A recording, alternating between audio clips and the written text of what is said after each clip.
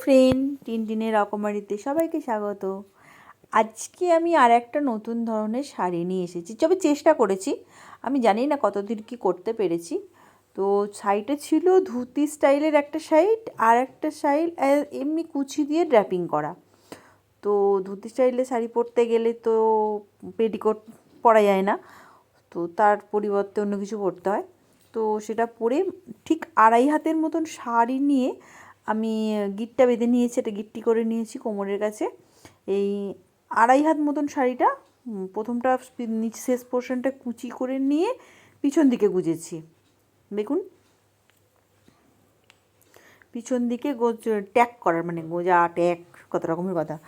Tag করার পর এটা সুন্দর করে প্লিটটা ফেলতে হবে। তারপরে যে বাকি শাড়িটা থাকবে, অ্যাকচুয়ালি এই ব্লাউজটা আমি নিজেই বানিয়েছিলাম, তো বেল্টের ব্যাপার পরিবর্তে আমি এই ব্লাউজটাই ব্যবহার করলাম, কারণ এই শাড়িটার সাথে এই ব্লাউজটাই ছিল।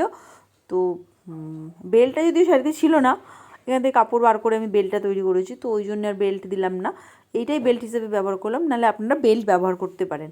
এর ভিতর দিয়ে শাড়িটা ঠিক যেভাবে গেছে ওইভাবে করে আপনি বেল্ট দিতে পারেন, বা ব্লাউজের সাথে এখন নতুন সিস্টেম এই যে আমি যেটা করেছি, এটাও বেরিয়েছে, এটাও করতে পারেন।